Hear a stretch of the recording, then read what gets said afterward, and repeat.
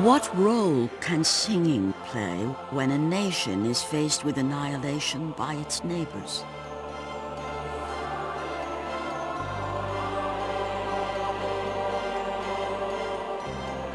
Can culture hold a people together?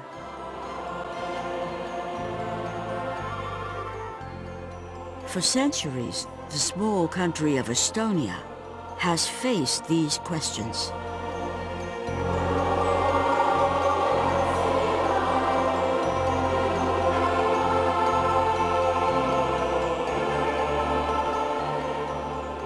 With the Baltic Sea to the west and Russia to the east, Estonia is a gateway between Europe and Russia and has always been a desired place. People here have faced wave after wave of occupiers. Danes, Swedes, Germans, Poles, Russian Tsars, the Soviet Union. All have seen the value of this land.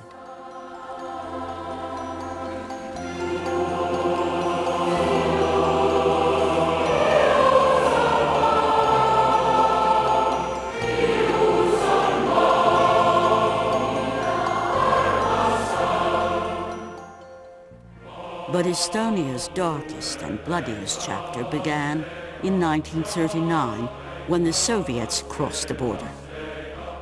Within months, thousands were executed. Others disappeared.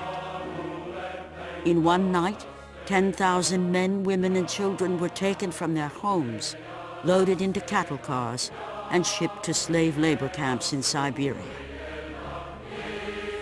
More than half never returned.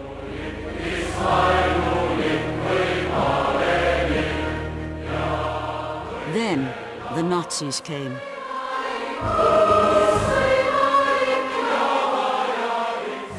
They withdrew, and the Soviets returned with a vengeance, this time staying for 50 years and nearly eradicating the Estonian nation.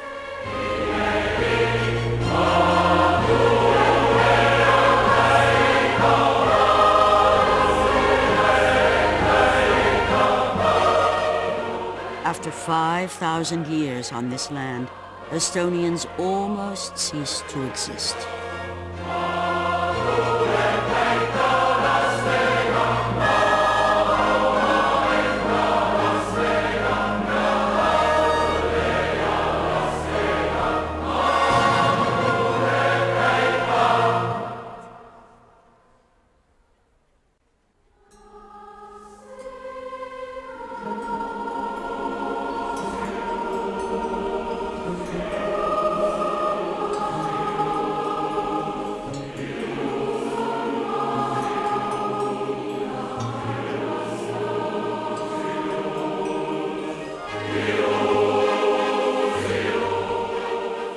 But Estonians fought and sang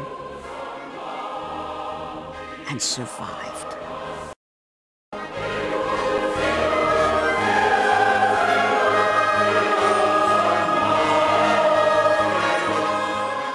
For centuries, people here from all over the country have come together, joined voices and sung.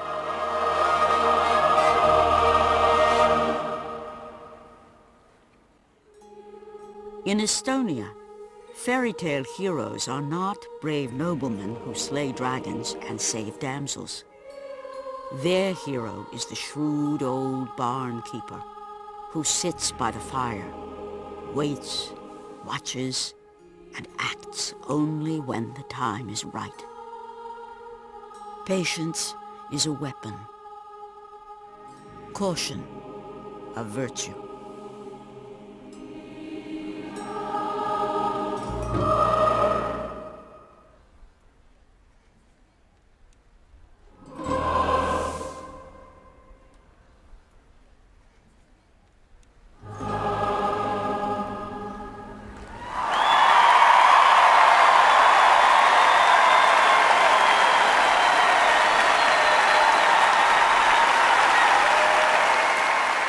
This is the story of how culture saved a nation.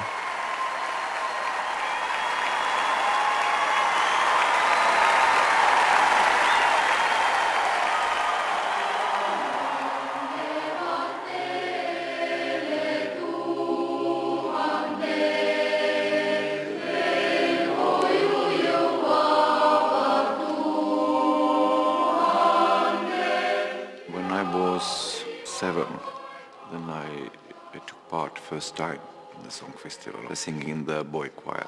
And I just remember the first feeling when I'm just one singer with all others, 20,000 singers. You are part of the one nation or part of this country, and just a great feel.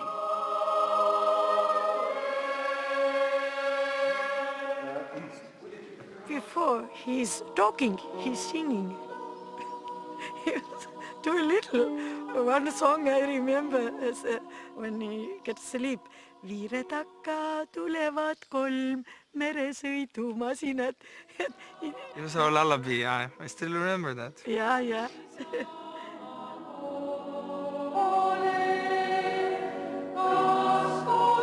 The most important thing to understand Estonian history is our singing tradition.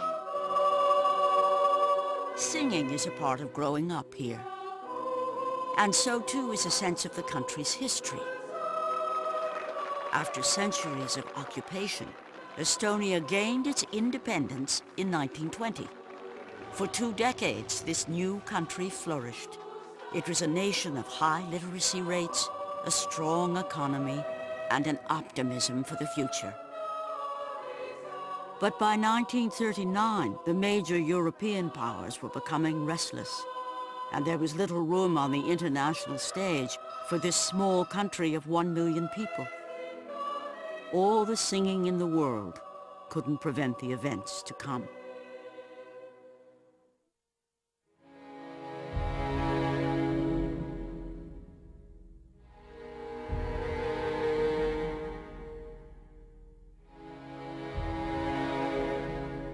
Up until 1939, Estonia was an independent country, and then in 1939 Hitler and Stalin signed a pact which divided a lot of Europe between them and actually was the basis for starting World War II.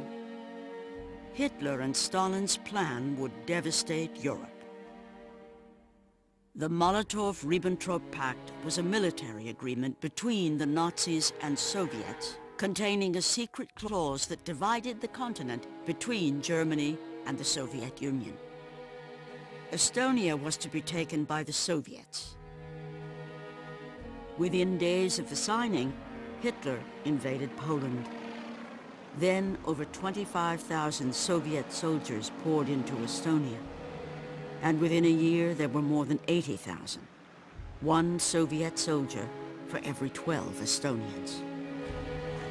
In 1940, there came the total occupation of Estonia, and we had no opportunities to organize our defense because we were alone.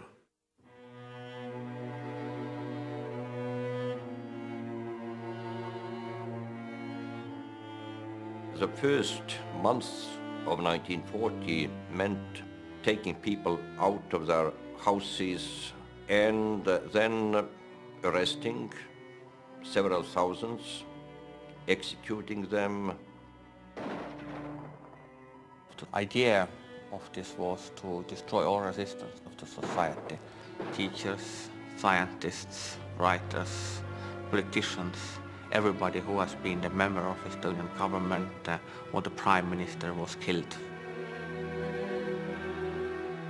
Estonians lived in fear of arrest, execution, or a sentence to Soviet concentration camps, the Gulag. No one was safe.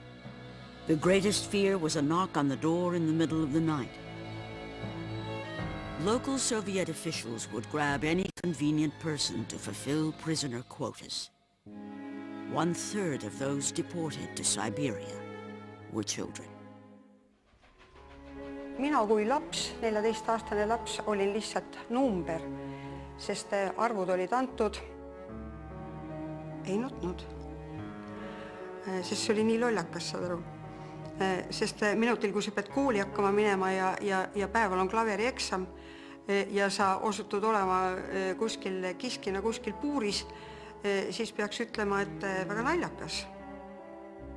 Aga muidugi oli inimene, kes kohutavalt karjus ja see oli üks naine, kelle väga väiksed 4 last jäid teadmata kuhu. Nii et ta krabati kuskilt kinni ja tema metsik karjumine, mis ei lakkanudki kogu selle tee jooksul, see tegelikult oli päris kohutav. My grandfather was sent to Siberia. Why? That maybe he had a bit more land than others. There were various methods of torture, physical torture, psychological torture too.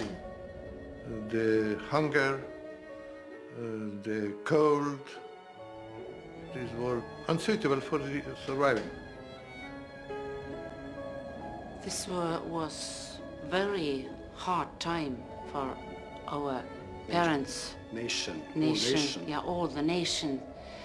Because we don't understand why they were taken and sent to Siberia. For what?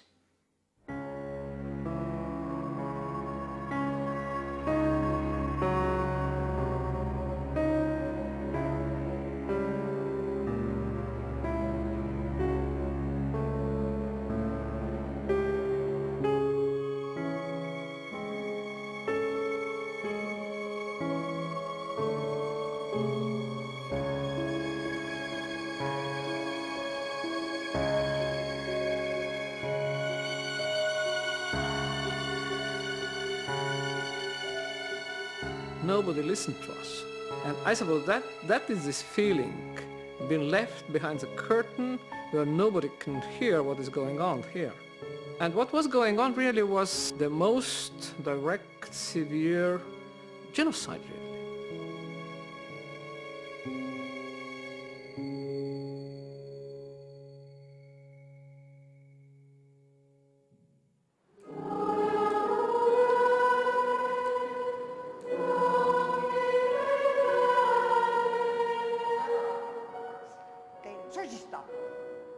Ma pean sulle ütlema, et mina olen vabana sündinud. Ja sellepärast tean ma täpselt, kuidas see vabariik välja nägi. Millised olid inimesed, milline linn välja nägi, kuidas üle terve Pirita hõljus see vanilje, vahvli, jäätise lõhn. Dirigeerimist hakkasime õppima siis, kui ma tulin Siberist tagasi.